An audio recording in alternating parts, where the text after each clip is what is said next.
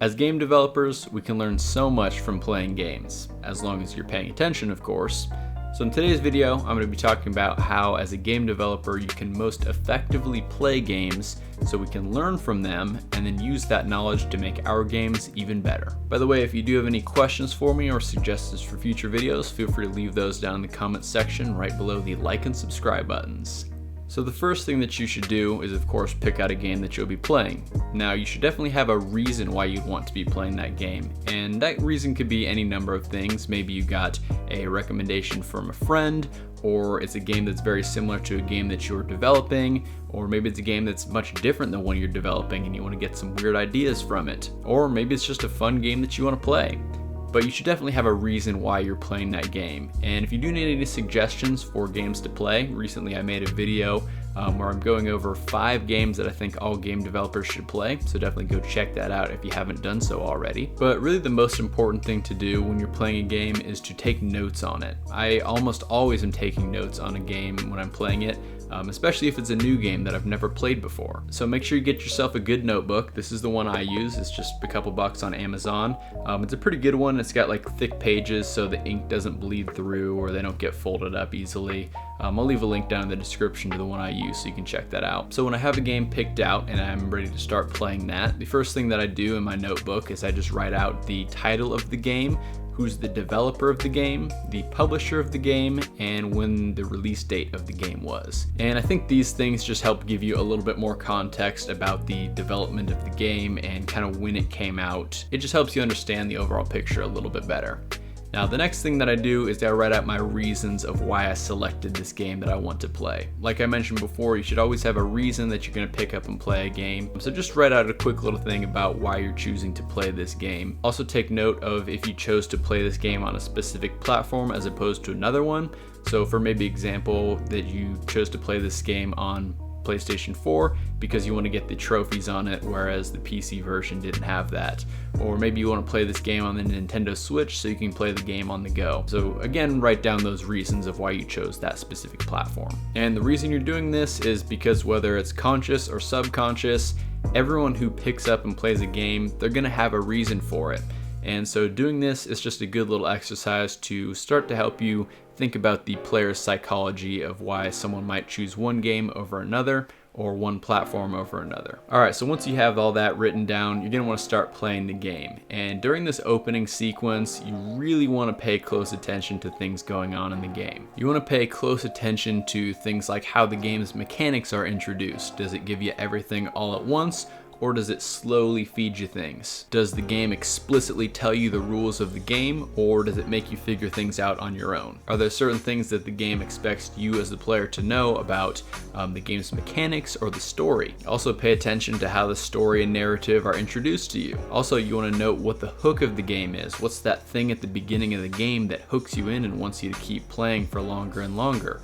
Is it some really interesting story beat, or is it some cool gameplay mechanic? You know, what is that thing that draws you in and makes you want to keep playing? So as you continue to play, notes that you're taking can be as simple as this thing is really cool, or this thing looked really cool, or this feels really cool. Cool, cool, cool. Or you can be a little bit more complex about it and you can kind of start to break down some of the cool and interesting gameplay mechanics. I'd say in general, it's better to include more detail about what you're seeing and experiencing in the game rather than putting less detail.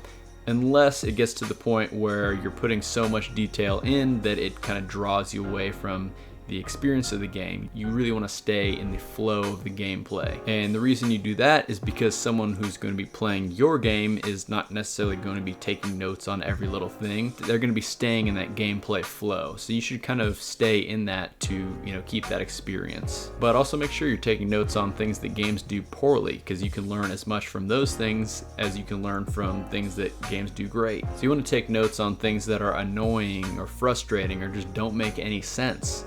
The key here is to take notes on what you're feeling, because people playing this game are going to be experiencing that same thing. So you want to be taking notes of that. So while you're playing, there's no real reason to start thinking about why things are certain ways or to propose solutions to different problems. Unless you have that thought on your mind already, then you might as well just capture that thought. but you can kind of do this analysis later, and that's what we'll be getting into now. So once you have a good idea of some of the main concepts of the game and things that kind of work and don't work in the game, now you can kind of start to analyze those and then break them down even further. So for me personally, I'll play games at the end of the day after I've finished all the things that I need to for the day. So I'll do this analysis step either the next day or maybe a few days later. But I think it's key to, wait a little bit so you can actually have your brain process what you were experiencing during the game, and you can kind of come back to do this analysis a little bit later. So during this analysis phase, I'll just kind of read over my notes and start to break things down even further. Now here's where you actually want to start, breaking down concepts and figuring out why things are certain ways, why designers made certain choices, or if there's a really cool gameplay mechanic, maybe you break that down and you figure out, how it works. What are the intricate little pieces that kind of work together to create that cool and interesting gameplay mechanic that you like so much. And so here's where you can kind of get a little bit more philosophical and think about why designers made certain choices and things like that. And again, if you're noticing some problems with the games, this is the point where you want to kind of start proposing solutions to those problems and figuring out, if you were the game designer of this game, what would you have done differently to make this game better? So then once you've done some analysis of it and you've kind of figured out why some game developers made the choices that they did, or you kind of broke down the concepts of some cool gameplay mechanics, or even proposed solutions to some problems with the game, now you can kind of start to implement this on your own. So I'll definitely say that you should start in a safe place, so maybe create a new blank project or a new scene in your game where if you were to mess things up,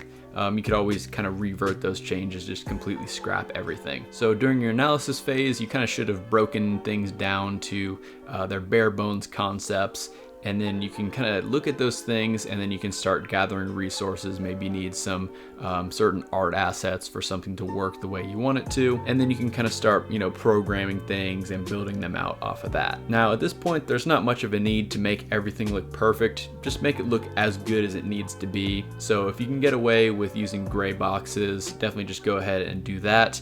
But if it's some graphical effect or something that needs to look just a little bit nicer, go ahead and do that. But just try and replicate the feel of the thing in the game as close to it as you can as possible. And if you think something could be done better, go ahead and make those changes and see if it, actually does make it better. But you really just want to be honest with yourself here and kind of look at it and say, did I do a poor execution of this? Or maybe does this mechanic or my solution just not really work right? And after you've implemented some of these things yourself, it may be actually time for you to kind of cycle these things through again on your own and kind of do an analysis of what you've created and how you can kind of improve on that.